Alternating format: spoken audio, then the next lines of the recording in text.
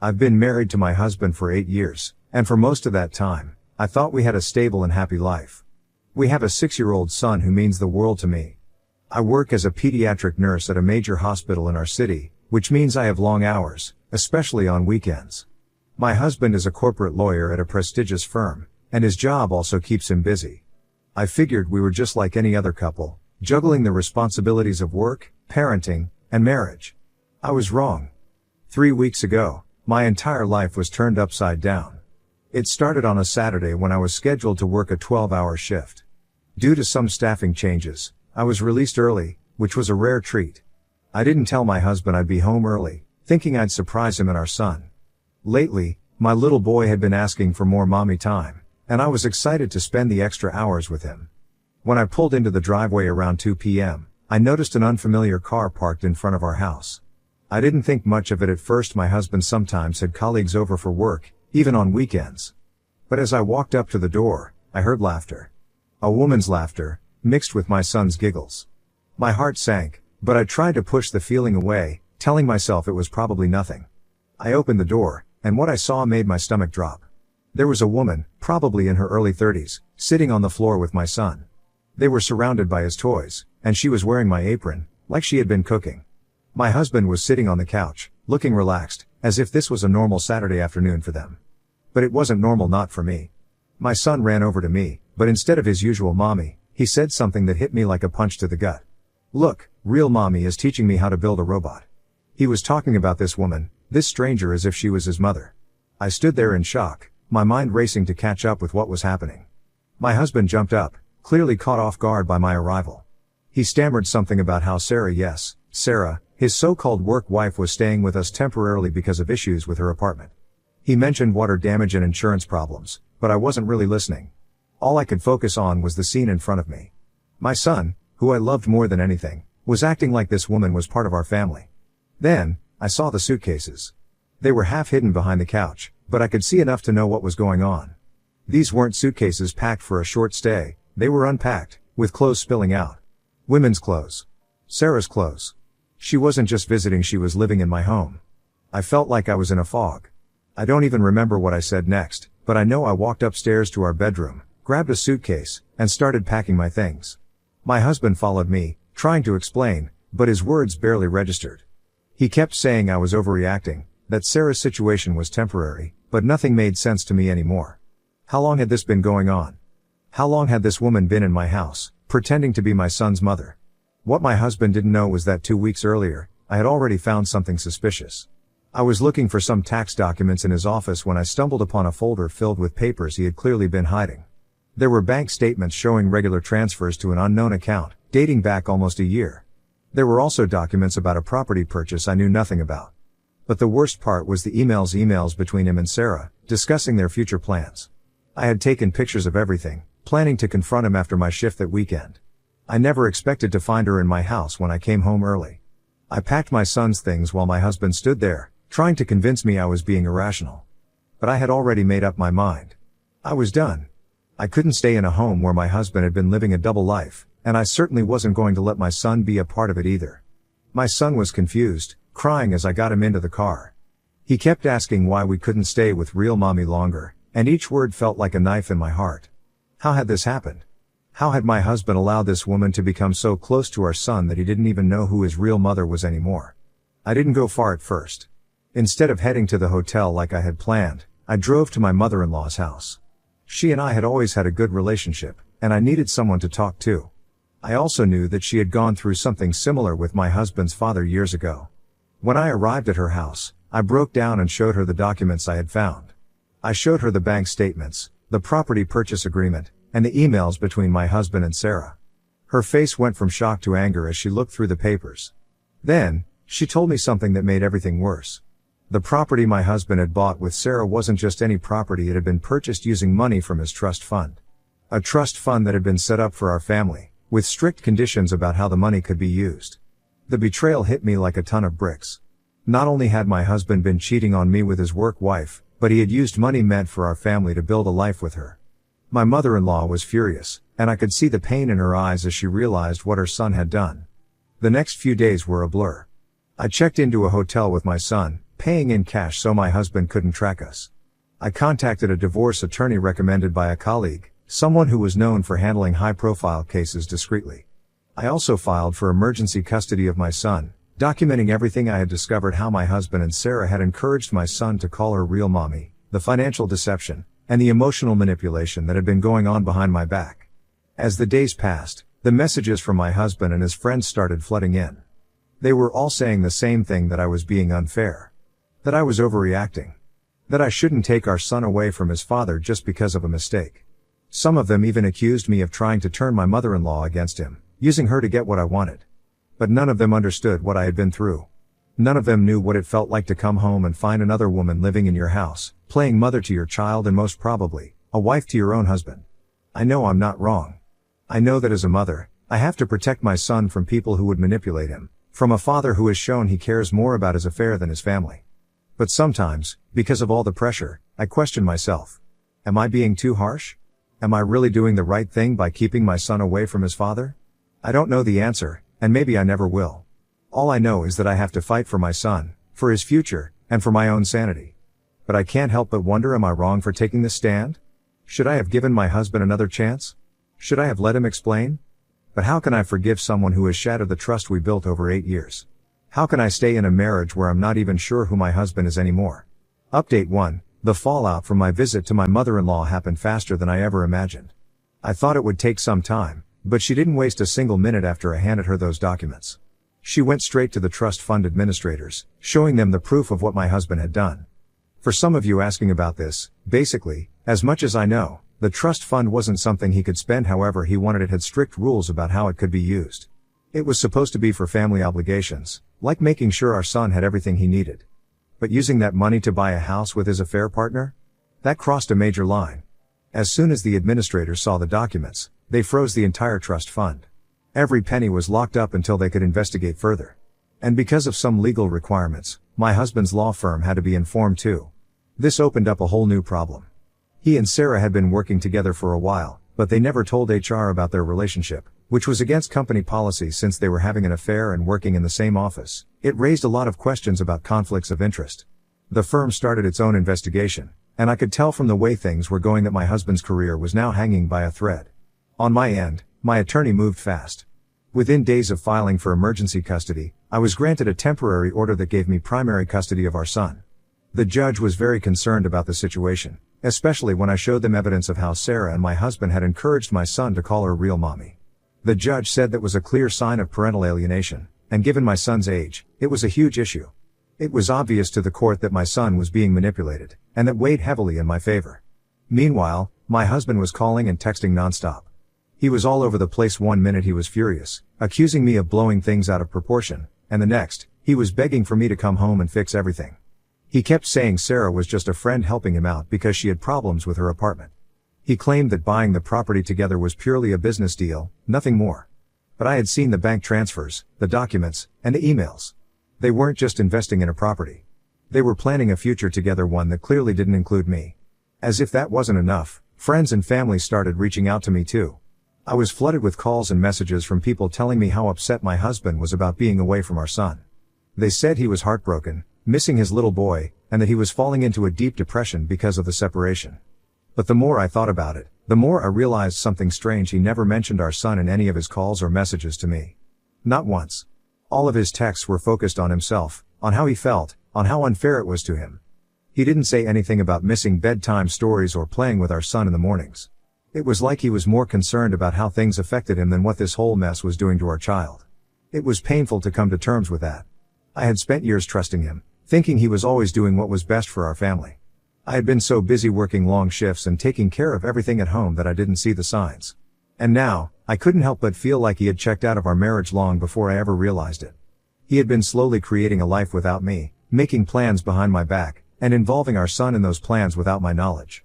The investigation into the trust fund kept moving forward, and from what my lawyer told me, it didn't look good for my husband. If it was proven that he had misused the money, he could face serious legal consequences. The trust wasn't just some casual fund he could dip into whenever he wanted. It had very specific rules about how the money could be spent. It was meant to be used for family obligations, and buying a house with his affair partner was definitely not on that list. My mother-in-law was furious when she found out, not just because of the money, but because of how he had lied to all of us. She had been in a similar situation with my husband's father years ago, and I think seeing her son follow in those footsteps hurt her deeply. Things at his law firm weren't going well either. The internal investigation uncovered their relationship, and because they hadn't told HR, it was a big deal. His job was now on the line, and from what I was hearing, he was on indefinite leave while they figured out what to do.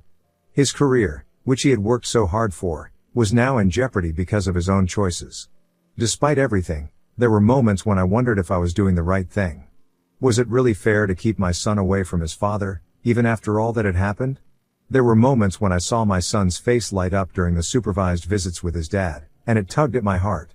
They still had a bond, and no matter how much I wanted to protect my son from the hurt and confusion of this whole situation, I couldn't deny that my husband was still his father.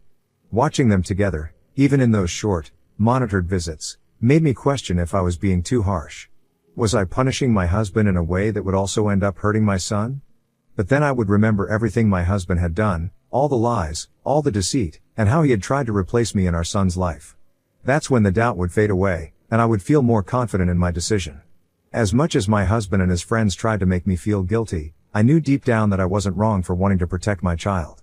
I wasn't the one who had destroyed our family, he was.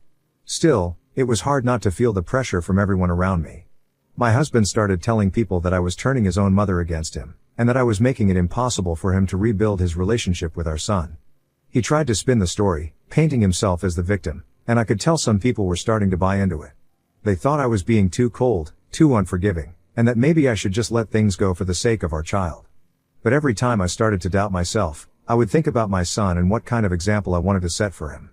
I wanted him to know that it was okay to stand up for yourself, that it was okay to demand respect, even from the people you love the most.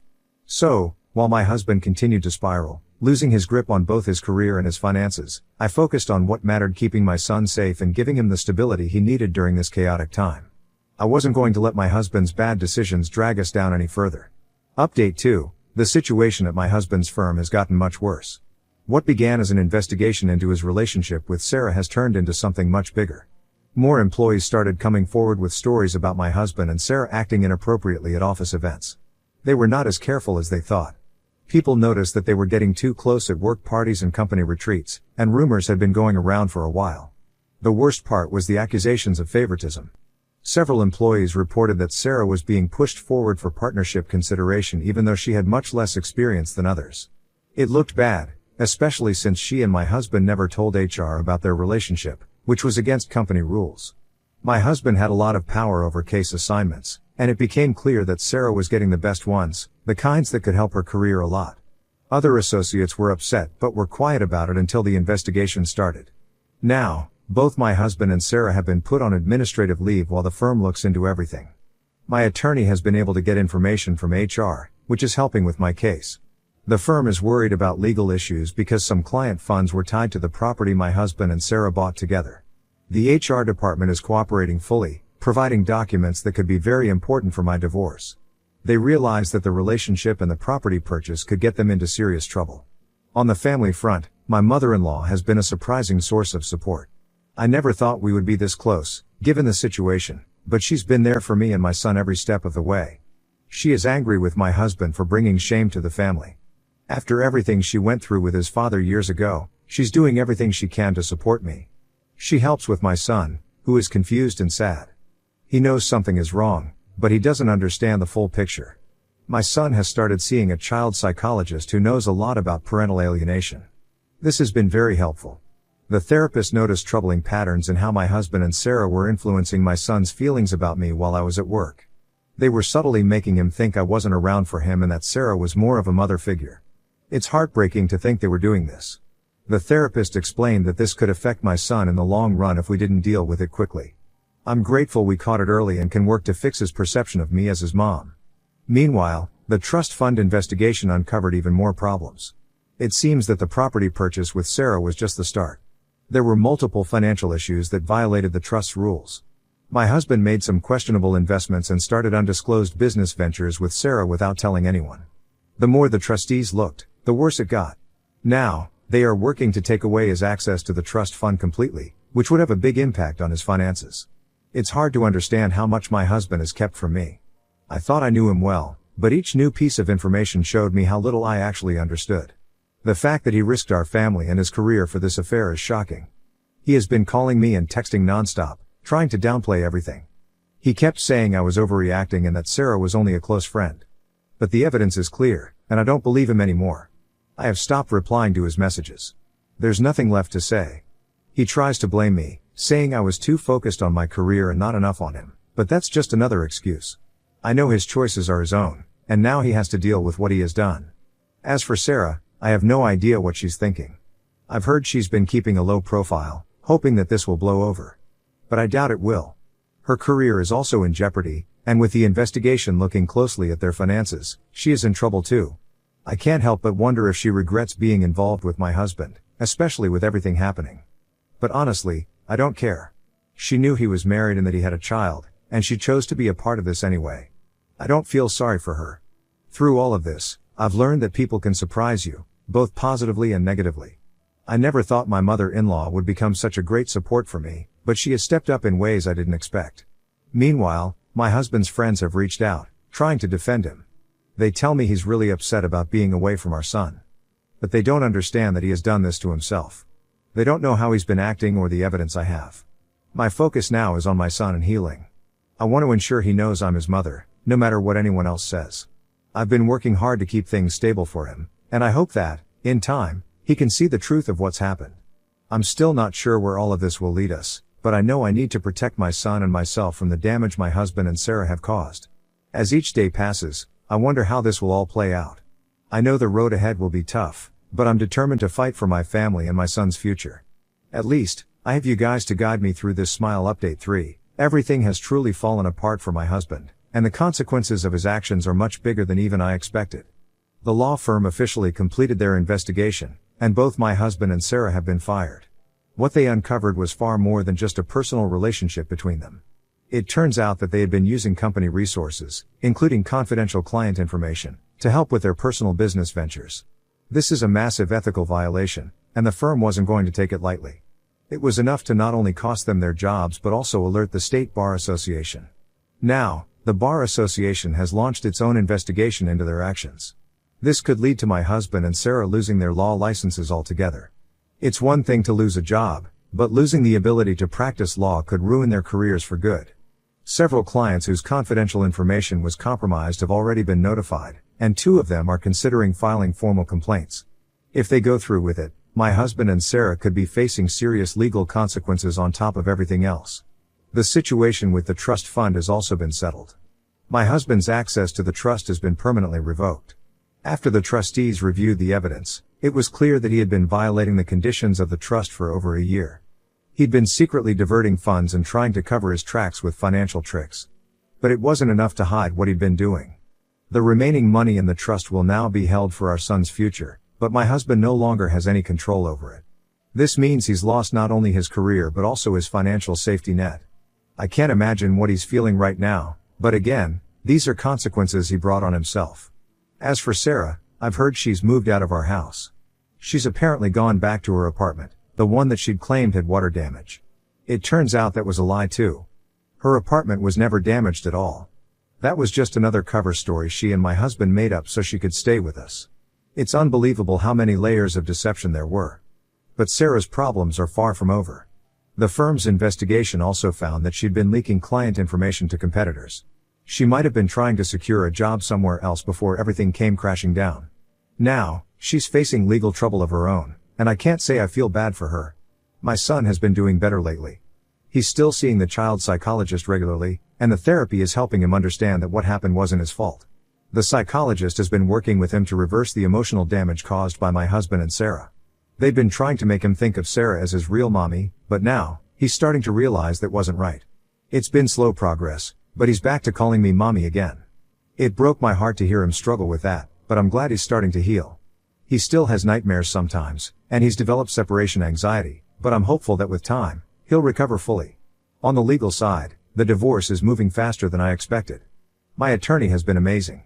She's confident that I'll get primary custody, especially with all the documentation we have about parental alienation and my husband's lies. The financial part of the divorce will be more complicated, though. With the trust fund situation and the mess at his job, there are a lot of moving parts. But my attorney is making sure that my son's future will be secure, no matter what happens to my husband financially. I want to make sure my son is protected from any fallout from this disaster. My mother-in-law has been a rock through all of this. I never expected us to become so close, especially given how things started between us.